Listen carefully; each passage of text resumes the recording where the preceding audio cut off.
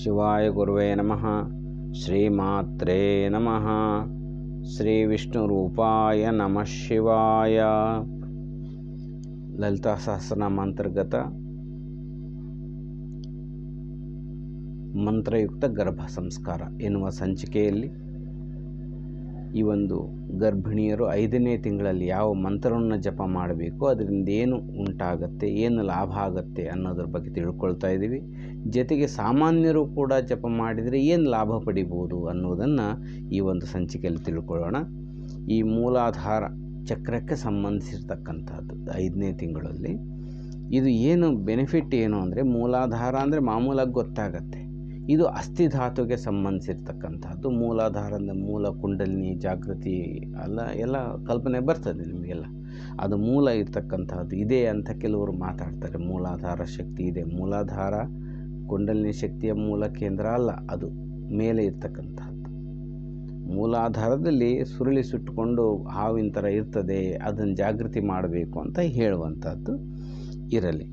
ಇಲ್ಲಿ ಏನು ಭೂತತ್ವಕ್ಕೆ ಸಂಬಂಧಿಸಿರ್ತಕ್ಕಂಥದ್ದು ಅಂದರೆ, ಭೂತತ್ವ ನಮ್ಮ ದೇಹದಲ್ಲಿ ಯಾವ ಭಾಗವನ್ನು ಸೂಚಿಸ್ತದೆ ಅಂದರೆ ಎಲುಬನ್ನು ಸೂಚಿಸ್ತದೆ. ಎಲುಬು ಗಟ್ಟಿಯಾಗಿರ್ತದಲ್ಲ, ಅದು ಭೂತತ್ವ ಗಟ್ಟಿಯಾಗಿರ್ತದೆ. ಹಾಗಾಗಿ ಎಲುಬಿಗೆ ಸೂಚಿಸ್ತಾರೆ. ಈ ಎಲುಬು ಗಟ್ಟಿಯಾಗಬೇಕು ಅಂದರೆ 5ನೇ ತಿಂಗಳಲ್ಲಿ ಏನು ಜಪ ಮಾಡಬೇಕು ಏನು ಅನ್ನೋದು ನೋಡೋಣ. ಮುಖ್ಯವಾಗಿ ಇದು ಎಲುಬು ಗಟ್ಟಿ ಇದ್ದರೆ ಏನಾಗುತ್ತೆ, ಇಲ್ಲದೇ ಇದ್ದರೆ ಏನಾಗುತ್ತೆ. ಎಲುಬು ಗಟ್ಟಿ ಇದ್ದರೆ ದೇಹ ಗಟ್ಟಿಯಾಗಿ ನಿಲ್ತದೆ, ಇಲ್ಲಾಂದರೆ ದೇಹಕ್ಕೆ ನಿಲ್ಲಕ್ಕೆ ಶಕ್ತಿನೇ ಇರೋದಿಲ್ಲ. ಈ ಒಂದು ಎಲುಬಿನಲ್ಲಿ 2 ಧಾತುಗಳು ಇದ್ದಾವೆ. ಇದೇನು ಎರಡು ಧಾತುಗಳು? ಒಂದು ಧಾತುನಲ್ಲಿ 2 ಧಾತು ಅಂತಲ್ಲ, 2 ಧಾತುಗಳು ಸೇರಿ ಒಂದು ಹಾಗೆ ಕಾಣಿಸ್ತಾ ಇದೆ ಅಂತ ಅರ್ಥ. ಎಲುಬು ಅಂತಕ್ಕಂಥದ್ದು ಮೂಳೆ ಇದೆಯಲ್ಲ, ಮೂಳೆ ಒಂದು ಧಾತು. ಮೂಳೆ ಒಳಗೆ ಗುಜ್ಜಾದ ಪದಾರ್ಥ ಇರ್ತದಲ್ಲ, ಅದಕ್ಕೆ ಮಜ್ಜಾಧಾತು ಅಂತ ಕರೀತಾರೆ. ಅದು ಮುಂದಿನ ಒಂದು ಭಾಗದಲ್ಲಿ ನೋಡೋಣ. ಈಗ ಎಲುಬು ಅಷ್ಟೇ ಇದ್ದರೆ ಅದು ಮೃದು ಆಗುತ್ತೆ, ವಯಸ್ಸಾದಂತೆ ಮೃದುವಾಗುತ್ತೆ, ಕೆಲವೊಂದು ಸಂದರ್ಭದಲ್ಲಿ ಆಗತ್ತೆ. ಈ ಥರ ಇರೋದಕ್ಕೆ ಬಹಳಷ್ಟು ಸಮಸ್ಯೆ ಅನುಭವಿಸ್ತಕ್ಕಂಥವ್ರು ಇದ್ದಾರೆ. ಒಂದನೆಯದು. ಇನ್ನೊಂದು ಏನು ಅಂದರೆ, ಆರೋಗ್ಯಪರವಾಗಿ ಅಂದರೆ ಮೂಲಾಧಾರದ ಒಂದು ಸಮಸ್ಯೆ ಆಯಿತು ಅಂದರೆ ಅವ್ರಿಗೆ ಮೋಷನ್ಸ್ ಸರಿಯಾಗಿ ಆಗೋದಿಲ್ಲ. ಮೂಲಾಧಾರ ಈಗ ಭೂತತ್ವಕ್ಕೆ ಸಂಬಂಧಿಸಿರ್ತಕ್ಕಂಥದ್ದು. ಇದು ನಮ್ಮ ಚಿಕ್ಕಪ್ಪ ಒಬ್ಬರು ಶ್ರೀ KG ವೆಂಕಟೇಶ್ ಅಂತ ಇದ್ದರು, ಈಗಿಲ್ಲ, ದೇಹ ಬಿಟ್ಟಿದ್ದಾರೆ. ಅವ್ರು ಹೇಳ್ತಾರೆ, ಗಣಪತಿ ಪೂಜೆ ಮೂಲಾಧಾರಕ್ಕೆ ಅಂದರೆ ಗಣಪತಿ ಅಧಿಪತಿ ಕಣಯ್ಯ, ಗಣಪತಿನ ಪೂಜೆ ಮಾಡ್ಬೇಕು ಯಾಕೆ ಅಂತ ಒಂದ್ಸಲ ಕೇಳಿದರು. ಗಣಪತಿ ಎಲ್ಲ ವಿಘ್ನ ನಾಶನ ಮಾಡ್ತದೆ ಅದಲ್ಲ ಅಂತ ಹೇಳಿದರು. ಅಂದರೆ ಏನು, ಆಯುರ್ವೇದಿಕ್ ತಜ್ಞರಲ್ಲ. ಹಾಗಾಗಿ ಅವ್ರು ಹೇಳಿದ್ದಂದ್ರೆ, ಮೂಲಾಧಾರ ಅಂದರೆ ಮೂಲಾಧಾರ ಫಸ್ಟ್ ಬೆಳಗ್ಗೆ ಹೋಗಿ ಕಾಲಕೃತ್ಯ ಮುಗಿಸ್ಕೊಂಬರ್ತಲ್ಲ, ಅದೇ ಮೂಲಾಧಾರ. ಅದೊಂದು ಸರಿ ಇದ್ದರೆ ಎಲ್ಲ ವಿಘ್ನಗಳು ನಿವಾರಣೆ ಆಗ್ತವೆ. ಆ ಒಂದು ವಿಘ್ನ ನಿವಾರಣೆ ಆಗಿಲ್ಲ ಅಂದರೆ ದೇಹದ ಎಲ್ಲ ಕಾಯಿಲೆಗಳು ಬರ್ತವೆ. ಅದು ಅಂಥೇಳಿ ಅವ್ರ ಶಾಸ್ತ್ರದ ಪ್ರಕಾರ ಅವರು ಅದನ್ನು ಹಾಗೆ ಹೇಳಿದರು. ಹೀಗೆ ವಿಶೇಷವಾಗಿ ಒಬ್ಬೊಬ್ಬರ ದೃಷ್ಟಿಕೋನದಲ್ಲಿ ಎಷ್ಟು ವಿಶೇಷತೆ ಇರ್ತದೆ ನೋಡ್ರಿ. ಹೀಗೆ ಈ ಮೂಳೆ ಸ್ಥಿರತೆ ಇಲ್ದಿರ ಆಸ್ಟಿಯೋಪೊರೋಸಿಸ್ ಈ ಥರ ಅನೇಕವಾದಂಥ ಕಾಯಿಲೆಗಳಿಂದ ಬಳಲ್ತಕ್ಕಂಥವರು ಕೂಡ ಈ ಒಂದು ಮಂತ್ರ ಸಾಧನೆ ಮಾಡ್ಬೋದು, ಈ ಆಹಾರವನ್ನು ಸ್ವೀಕರಿಸ್ಬೋದು. ಇನ್ನೊಂದೇನೆಂದರೆ, ಗರ್ಭಿಣಿಯರಿಗೆ ಡಿ ವಿಟಮಿನ್ ಟ್ಯಾಬ್ಲೆಟ್ಸ್ ಕೊಡ್ತಾ ಇರ್ತಾರೆ. ಡಿ ವಿಟಮಿನ್ ಟ್ಯಾಬ್ಲೆಟ್ಸ್ ತೊಂದರೆ ಎಲ್ಲಿ ಬರ್ತದೆ, ಇಲ್ಲೇ ಸೃಷ್ಟಿ ಆಗ್ತಕ್ಕಂಥದ್ದು. ಈ ಮೂಲಾಧಾರ ಮೋಷನ್ ಸರಿಯಾಗ್ದಿದ್ರೆ ಅದ್ರ ಕೊರತೆ ಆಗ್ತದೆ, ಅದಕ್ಕೆ ಸಂಬಂಧಿಸಿರ್ತಕ್ಕಂಥದ್ದು ಇಲ್ಲೇ ಇರ್ತದೆ. ಹಾಗಾಗಿ ಡಿ ವಿಟಮಿನ್ ಟ್ಯಾಬ್ಲೆಟ್ಸ್ ಮಹಿಳೆಯರಿಗೆ, ಗರ್ಭಿಣಿಯರಿಗೆ ಸಾಮಾನ್ಯವಾಗಿ ಕೊಡ್ತಾರೆ. ಅದು ಎಷ್ಟರ ಮಟ್ಟಿಗೆ ಸರಿ ಇದೆ ಅನ್ನೋದು ವೈಜ್ಞಾನಿಕವಾಗಿ ನೋಡಬೇಕಾದೆ. ಡೈರೆಕ್ಟ್ ಆ ವಿಟಮಿನ್ಗಳನ್ನು ತೊಗೊಳೋದು ದೇಹಕ್ಕೆ ಸೇರೋದು ಸ್ವಲ್ಪ ಕಷ್ಟ ಅಂತ ಕೆಲವರು ಹೇಳ್ತಾರೆ. ಅದರ ಬಗ್ಗೆ ಶಾಸ್ತ್ರಗಳೇನು ಹೇಳ್ತಾವೋ ಅದು ನಮ್ಮ ಗೋಜಿಗೆ ಬೇಡ. ಆದರೆ ಈ ಒಂದು ಇದರಿಂದ ನಾವು ಪ್ರತಿಯೊಂದು ಯಾವುದೇ ಒಂದು ಆಹಾರವನ್ನು ನಾವು ಆಹಾರ ರೂಪದಲ್ಲಿ ತಗೊಂಡಾಗ ಅದು ದೇಹವಾಗಿ ಪರಿವರ್ತನೆ ಆಗ್ತದೆ. ಅದು ಯಾವ್ಯಾವ ಅಂಶವಾಗಿ ಪರಿವರ್ತನೆ ಆಗಲಿಕ್ಕೆ ಸಾಧ್ಯತೆಯೋ ಅದನ್ನು ಇದರಲ್ಲಿ ಹೇಳಿದ್ದಾರೆ. ಇನ್ನೊಂದು, ಮಾನಸಿಕವಾಗಿ ಹೆಂಗಿರ್ತಾನೆ, ಆಧ್ಯಾತ್ಮಿಕವಾಗಿ ಸ್ಥಿತಿ ಹೆಂಗಿರ್ತದೆ, ಮೂಲಾಧಾರ ಚಕ್ರಕ್ಕೆ ಸಂಬಂಧಿಸಿದಂತೆ ನೋಡಿದರೆ ಎಲುಬು ಗಟ್ಟಿ ಇರೋರಿಗೂ ಇವ್ರಿಗೂ ಒಂದು ಸಾಮ್ಯತೆ ಇರ್ತದೆ. ಇಲ್ಲಿ ಮನಸ್ಸಿನ ಸ್ಥಿರತೆ ಗಟ್ಟಿಯಾಗಿರ್ತದೆ, ಮನೋಧೈರ್ಯ ಇರ್ತದೆ. ಅವ್ರಿಗೆ ಭಯ ಇರೋದಿಲ್ಲ. ಮೂಲಾಧಾರ ಗಟ್ಟಿ ಇದ್ದವ್ರಿಗೆ, ಎಲುಬುಗಳೆಲ್ಲ ಗಟ್ಟಿ ಇದ್ದವ್ರಿಗೆ ಅವನಿಗೆ ಫುಲ್ ದಟ್ಟಪುಷ್ಟವಾಗಿದೆ, ಅವನ ಧೈರ್ಯ ಸ್ವಲ್ಪ ಜಾಸ್ತಿ ಇರ್ತದೆ. ಸ್ವಲ್ಪ ಪೊಳ್ಳಿದ್ದು ಸ್ವಲ್ಪ ದೇಹ ಶಕ್ತಿ ಕಡಿಮೆ ಇತ್ತಂದರೆ ಅವನಿಗೆ ಭಯ ಇರ್ತದೆ.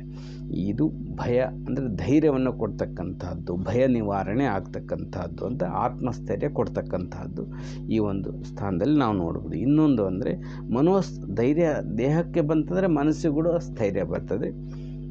ಇನ್ನೊಂದೇನೆಂದರೆ ಇದು ಕ್ಷೀಣ ಆಯಿತು ಅಂದರೆ ಆಲಸ್ಯನೂ ಬರ್ತದೆ. ಆಲಸ್ಯ ಯಾವಾಗಲೂ ಆಲಸ್ಯತನ ಯಾಕಿರ್ತದೆ ಅಂದರೆ ಈ ಮೋಷನ್ ಆಗದೆ ಹೋದರೂ ಕೂಡ ಮನುಷ್ಯ ಆಲಸ್ಯಕ್ಕೆ ಬೀಳ್ತಾನೆ ಸಹಜವಾಗಿ.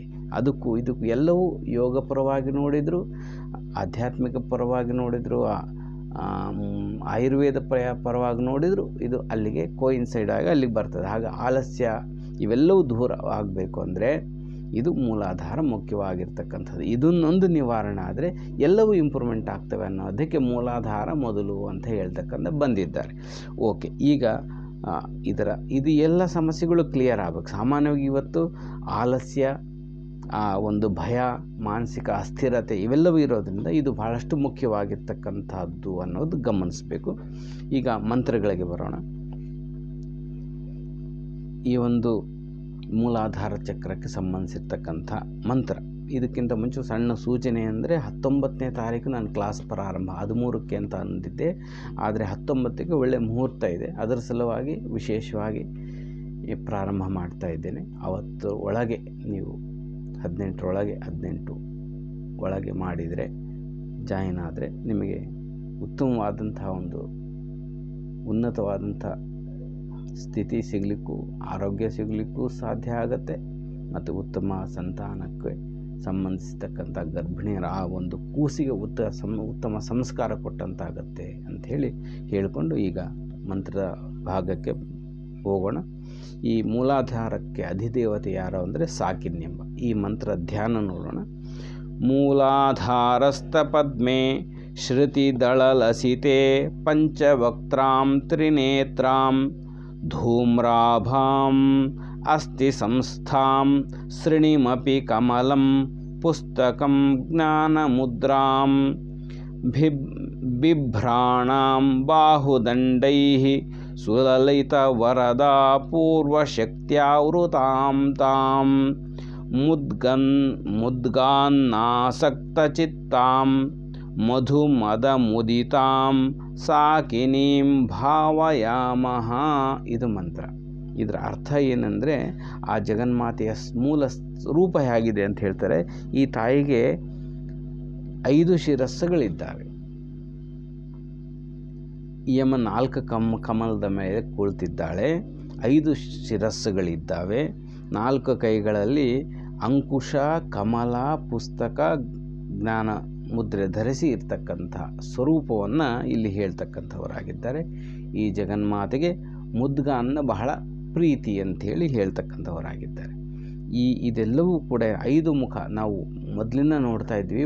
ಪ್ರಥಮ ಒಂದು ಮೂಲಾಧಾರ ಏನು ಸ್ವಾಧಿಷ್ಠಾನದಿಂದ ನಾವು ವಿಶುದ್ಧಿಯಿಂದ ಪ್ರಾರಂಭ. ವಿಶುದ್ಧಿ 1ನೇ ತಿಂಗಳು, ಆಮೇಲೆ ಅನಾಹತ. ಈಗ ನೋಡಿದ್ರೆ 1ನೇ ತಿಂಗಳು 1 ಮುಖ ಇದರ ದೇವತೆ ಇತ್ತು, 2ನೇ ತಿಂಗಳಲ್ಲಿ 2 ಮುಖ ದೇವತೆ, 3ನೇ ತಿಂಗಳಲ್ಲಿ 3 ಮುಖ ದೇವತೆ, 4ನೇ ತಿಂಗಳಲ್ಲಿ 4 ಮುಖ, ಇದು 5ನೇ ತಿಂಗಳಲ್ಲಿ 5 ಮುಖ ದೇವತೆ.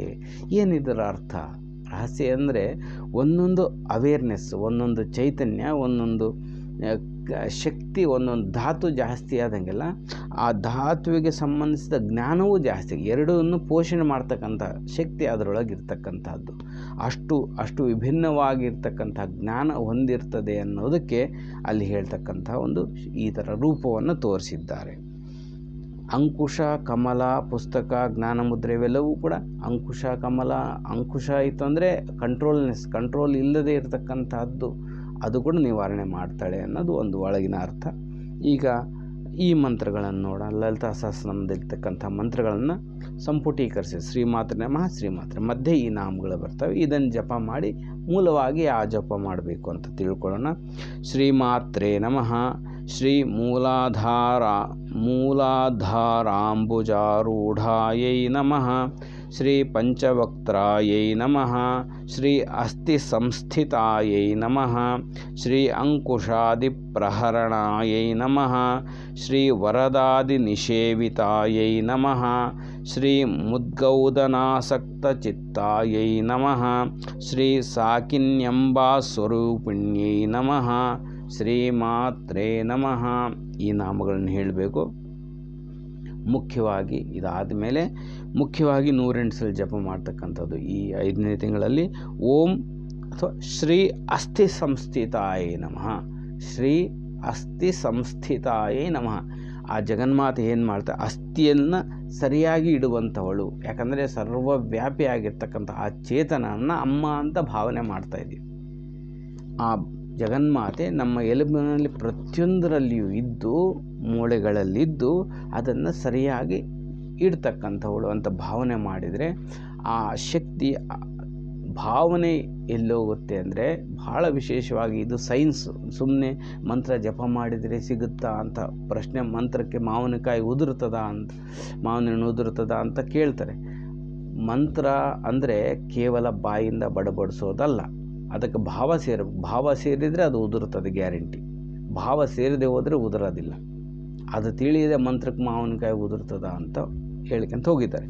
ಇನ್ನೊಂದೇನೆಂದರೆ ಸೈನ್ಸೇ ಹೇಳ್ತದೆ ಇದನ್ನು, ನಿನ್ನ ದೃಷ್ಟಿ ಆ ಕಡೆ ಹೋಗ್ತದೋ ಶಕ್ತಿ ಆ ಕಡೆ ಹೋಗ್ತದೆ ಅಂತ. ನಿನ್ನ ದೃಷ್ಟಿ ಆ ಕಡೆ ಹೋಗ್ತದೆ, ಶಕ್ತಿ ಆ ಕಡೆ ಹೋಗಿ ಅಲ್ಲಿ ಕ್ರಿಯೆ ನಡೀತದೆ. ಇದು ಸೈನ್ಸ್ ಇರ್ತಕ್ಕಂಥ ರೂಲ್ಸ್. ಹಾಗಾಗಿ ಆ ಯಾವಾಗ ಭಾವ ಅಲ್ಲಿ ಪ್ರವೇಶ ಆಗ್ತದೋ ಅಲ್ಲಿ ಶಕ್ತಿ ಪ್ರವೇಶ ಆಯಿತು ಅಂತ.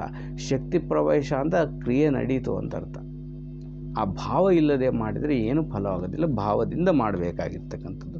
ಇದನ್ನು ಹೇಗೆ 108 ಸಲ ಜಪ ಮಾಡ್ತಾ ಏನು ಮಾಡಬೇಕು ಅಂದರೆ, ಒಂದು 3 ಸಲ ಆದಮೇಲೆ ಕೂತ್ಕೊಂಡು, ಇದು ಮೂಲಾಧಾರ ಸ್ಥಾನ ಅಂದರೆ ಬೆನ್ನು ಹುರಿಯ ಮೂಳೆ ಇದೆ, ಕೊನೆ ಟಿಪ್ ಆಫ್ ದ ಟೈಲ್ ಏನಂತಾರಲ್ಲ, ಬೆನ್ನು ಮೂಳೆ ಕೊನೆ ಭಾಗದಲ್ಲಿ ಮೂಲಾಧಾರ ಸ್ಥಾನ. ಅಲ್ಲಿಂದ ಆ ಜಗನ್ಮಾತೆ ಯಾರು, ಸಾಕಿನಿ ದೇವತೆ, ದೇಹದ ಎಲ್ಲ ಕಡೆಗೂ ಇರ್ತಕ್ಕಂಥ ಎಲುಬುಗಳಿಗೆ ಶಕ್ತಿಯನ್ನು ಕೊಡ್ತಾ ಇದ್ದಾಳೆ, ಅದನ್ನು ಸ್ವಸ್ಥವಾಗಿ ಮಾಡ್ತಾ ಇದ್ದಾಳೆ ಅಂತ ಭಾವನೆ ಮಾಡಿದರೆ ಸಾಕು.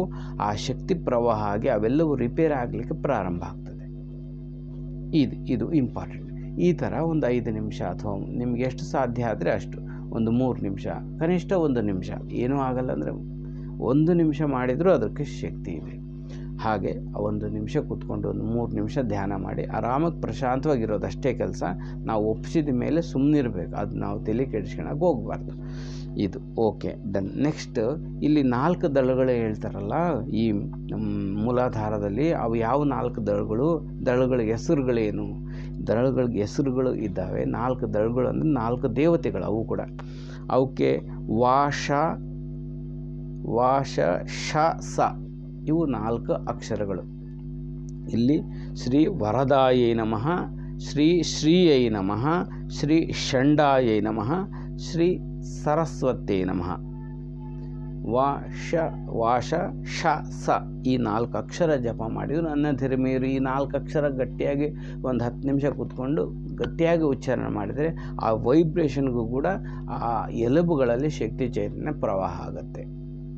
ಯಾರು ಕಂಡುಹಿಡಿದಿದ್ದಾರೆ? ಸೈನ್ಸ್ ಕಂಡುಹಿಡಿಯೋಕ್ಕೆ ಯುಗಗಳೇ ಬೇಕು. ಅಲ್ಲಿವರೆಗೂ ಅದು ಕಂಡುಹಿಡಿದ ಮೇಲೆ ಮಾಡ್ತೀವಿ ಅಂದರೆ ಮುಗೀತು. ಹಾಗಾಗಿ ಅದು ಕಂಡುಹಿಡಿಯೋರು ಕಾಯೋದು ಬೇಡ. ಈಗ ಭಾವನೆಯಿಂದ, ಶ್ರದ್ಧೆಯಿಂದ, ನಂಬಿಕೆಯಿಂದ ಮಾಡೋಣ, ಏನು ಹೋಗೋದೇನೂ ಇಲ್ಲ. ಓಕೆ, ಇದು ಇಂಪಾರ್ಟೆಂಟ್. ನೆಕ್ಸ್ಟ್ ನೈವೇದ್ಯ ಏನು ಮಾಡಬೇಕು? ಇದಕ್ಕೆ ಸಂಬಂಧಪಟ್ಟಂಗೆ ಈ ಏನು ಎಲುಬು ಧಾತು ಏನಿದೆ, ಅಸ್ಥಿ ಧಾತು ವೃದ್ಧಿ ಆಗಬೇಕಂದ್ರೆ, ಅದರ ಬಲ ಸಿಗಬೇಕಂದ್ರೆ ಇದು ಆಹಾರ ಏನು ಅಂದರೆ ಮುದ್ಗಾನ್ನ ಹೆಂಗೆ ತಯಾರು ಮಾಡಬೇಕಂದ್ರೆ, ಸಣ್ಣನ ಮಂದಾಗ್ನಿಯಲ್ಲಿ ಉರಿಬೇಕು ಅಂತ ಹೇಳ್ತಾರೆ. ಸಣ್ಣನ ಉರಿಯಲ್ಲಿ ಉರಿಬೇಕಿದ್ದು, ಉರಿಯಲ್ಲಿ ಮಾಡಬೇಕಾಗಿರ್ತಕ್ಕಂಥದ್ದು ಇದು ಮುದ್ಗಾನ್ನ. ಅಕ್ಕಿ ಒಂದು kg ಪ್ರಮಾಣ ಹೇಳ್ತೀನಿ, ಅದಕ್ಕೆ ಎಷ್ಟು ಬೇಕೋ ಅಷ್ಟನ್ನು ನಿಮಗೆ ಎಷ್ಟು ಬೇಕೋ ಅಷ್ಟು ತಯಾರು ಮಾಡ್ಕೊಳ್ಳಿ. 1 kg ಅಕ್ಕಿ, ಅರ್ಧ kg ಹೆಸರು ಬೇಳೆ, 1/4 kg ಬೆಲ್ಲ, ಕೊಬ್ಬರಿ ತುರಿ 1/4 kg, ಮೆಣಸು 1 ಹಿಡಿ, ಸೈಂಧವಲಣ 1 ಹಿಡಿಯ ಅರ್ಧ, ಜೀರಿಗೆ ಉಪ್ಪಿನ ಅರ್ಧ, ದೇಸಿ ಆಕಳು ಹಾಲು ಎಷ್ಟು ಬೇಕೋ ಅಷ್ಟು ಸಾಕಾಗುವಷ್ಟು ಹಾಕ್ಕೊಳ್ಳಿ.